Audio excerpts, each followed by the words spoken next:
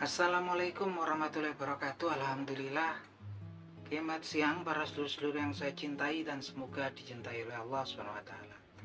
Oke para sedulur, bulan ini sebuah bulan yang menurut saya bulan yang sangat mengembirakan, bulan Oktober 2025. Ini bulan yang sangat mengembirakan, tapi juga bisa dibilang juga mengkhawatirkan menurut saya teman-teman. Kenapa? Karena memang di bulan ini timnas sepak bola kesayangan kita semua, timnas sepak bola harapan seluruh tim fans sepak bola Indonesia akan menjalani laga terpenting, bahkan ini sepertinya laga yang paling bersejarah dalam perjalanan timnas kita menuju salah satu kebanggaan ya para pesepak bola di dunia, yaitu untuk kemudian menjalani ronde keempat kualifikasi Piala Dunia.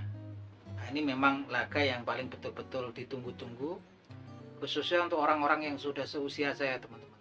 Saya dari kecil itu langganan nonton timnas kita, langganan nonton timnas sepak bola Indonesia, walaupun tampilannya jelek, walaupun kalah, namanya fan, nonton terus gitu kan, walaupun kadang-kadang juga deg-degan nontonnya.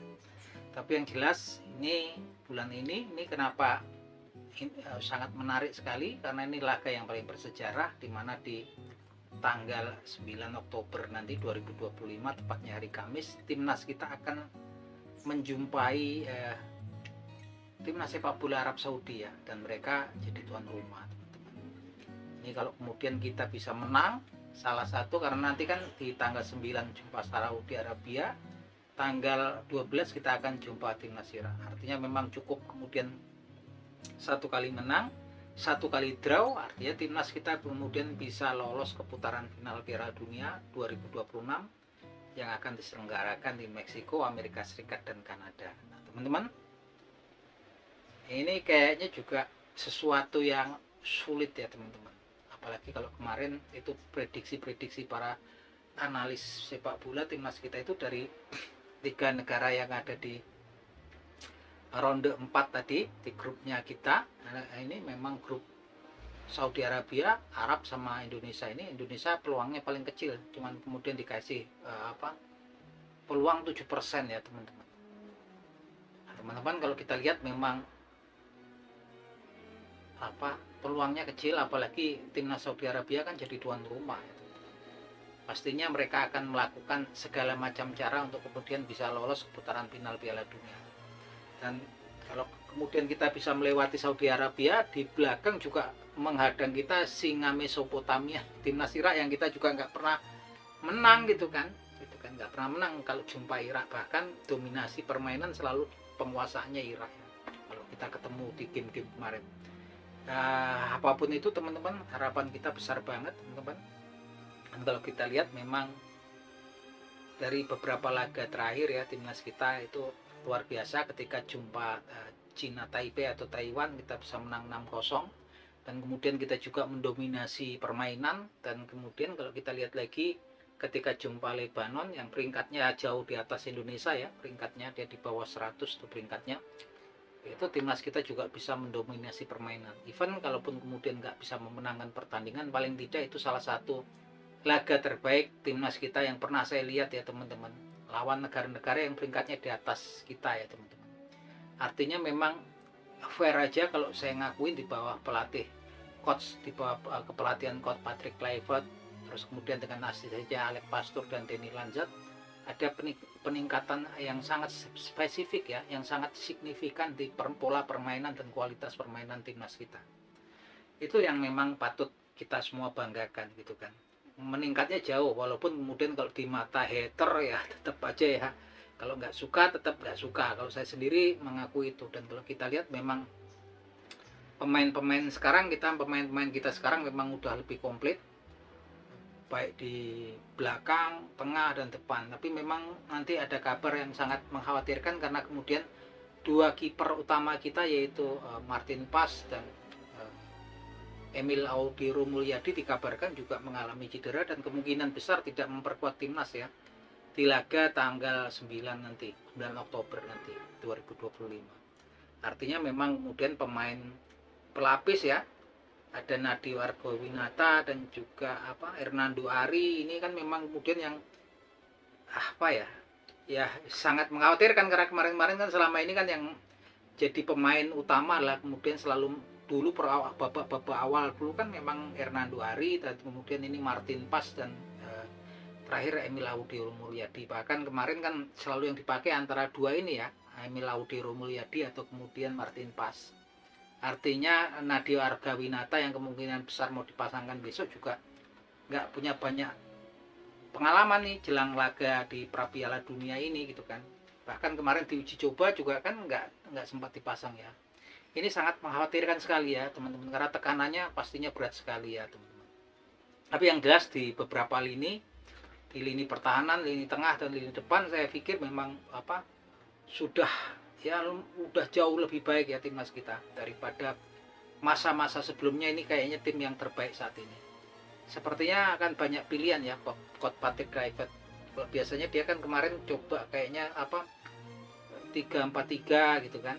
Ini 4-2-3-1 ininya memang kayaknya kalau saya pikir besok pastinya akan, keyakinan saya sih masang 4 back ya, pastinya 4-2-3-1. Artinya memang kemudian center backnya bisa pilihannya jelas Jaizes yang tampilannya semakin kesini semakin baik ya di Serie A Italia bersama Sassuolo. Dan juga ada pilihan kawannya ini, pilihannya pasti ada Kevin Dijk bakar besi atau Rizky Ridho ataupun Justin Hubner teman-teman. Saya pikir memang kemungkinan besar pakai 4 back pastinya. Dengan pilihan pemain center backnya pastinya akan pilihan utamanya nggak ada lain dan bukan Jesus ya. Dan kemudian yang menemani center backnya kemungkinan adalah Kevin Dijk bakar besi atau Rizky Ridho gitu kan. Dan kalau kemudian di full backnya kita komplit ya teman-teman. Di kiri, fullback kiri kita punya Kelvin Verdong, kemudian ada Dean James, artinya memang ada Saint Patinama gitu kan, komplit lah ini pemainnya gitu kan. Di bagian di di fullback kanan ada Sandy Walsh gitu kan, ada Yakob Sayuri ya teman-teman, Yakob sama Yance ini main semua ya. Yakob Sayuri, Sandy Walsh, terus Kevin Dijk juga bisa dipasang di fullback kanan. Artinya memang kalau di lini pertahanan memang udah komplit ya teman-teman. Artinya memang antara pemain utama dan pemain pengganti kemampuannya memang rata-rata mirip ya teman-teman. Kemudian di tengah kita punya kemudian Tom Hai yang memang sekarang udah mulai aktif ya. Dia beberapa laga bersama Persib Bandung nih kayaknya luar biasa, dia main terus ya, hampir 90 menit main ya. Kemudian di tengah selain ada Ricky Kambuaya, Tom Hai pilihannya kan, terus ada Joey Pelupesi itu kan, Mark Klok, dan kemudian juga ada Nathan Joaon yang memang kemudian memang diplot itu rata-rata memang tipikalnya ini agak-agak dia netral ya, paling Tom Hai yang memang pembagi bola. Kalau kita lihat Joey Pelupesi, Nathan Joaon lebih ke defensive midfielder ya permainannya, mirip setipe sama Ivar Jenner. Sayangnya Ivar Jenner kan memang kemudian saat ini juga cedera ya, nggak bisa main. Di tengah juga kita komplit ya teman-teman. Joey Pelupesi, kemudian ada si Tom Hai, ini kan memang komplit.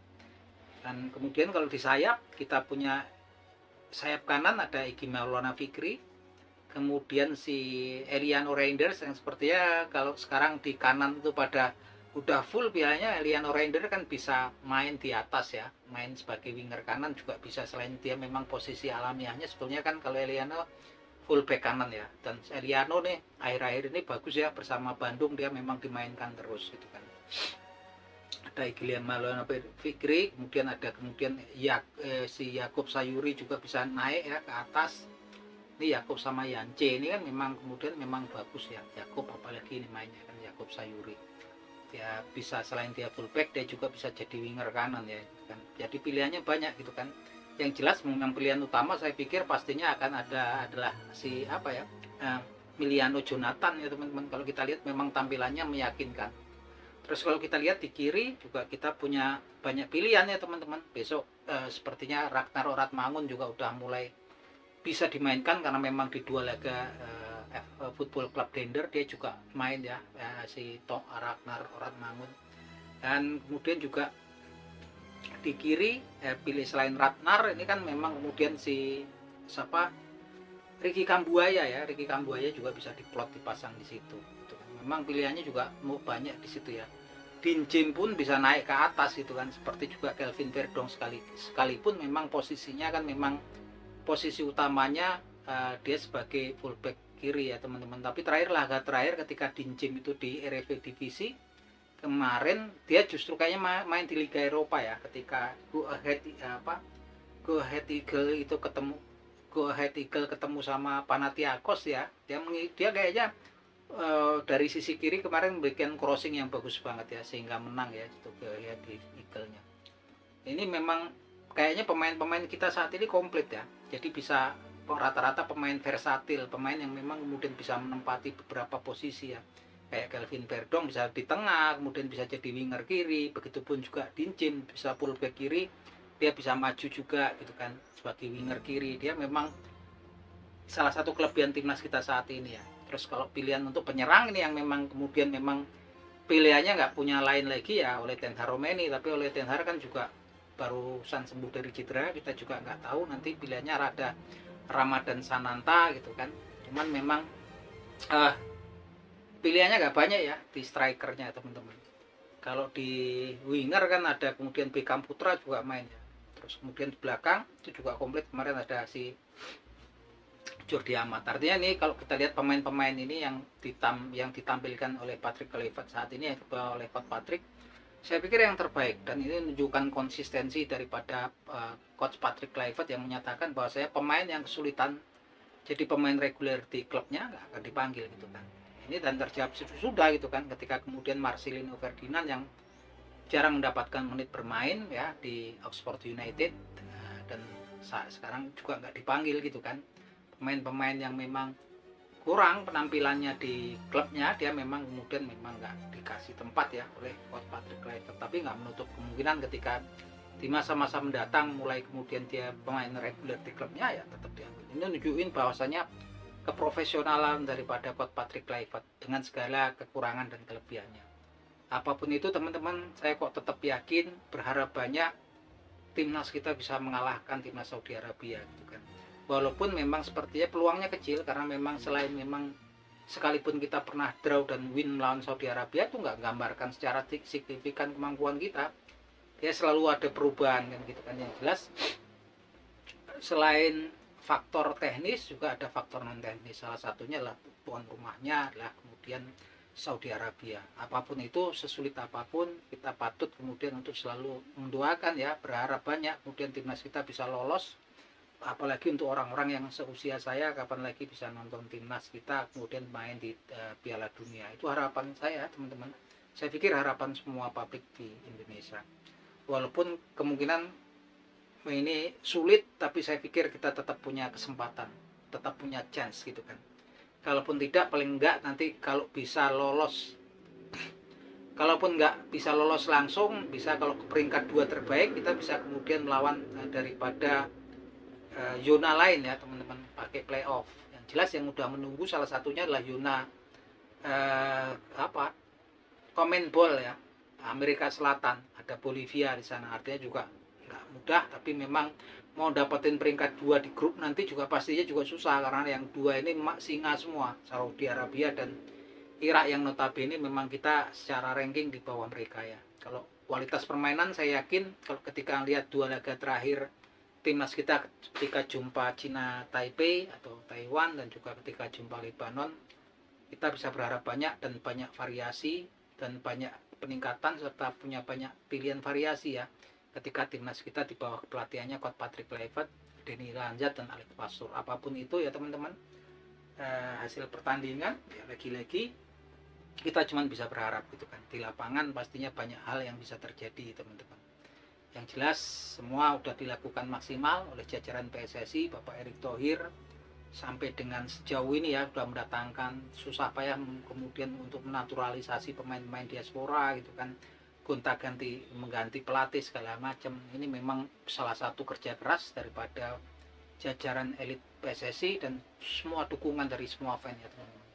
Nah kalau teman-teman punya pendapat tentang apa yang akan terjadi nanti di hari Kamis nanti, mungkin peluang timnas kita teman-teman bisa taruh di kolom komentar ya teman-teman. Nah itu aja teman-teman obrolan kita siang hari ini. Jangan lupa nonton timnas kita hari Kamis nanti, jumpa Saudi Arabia. Yuk, salam sepak bola.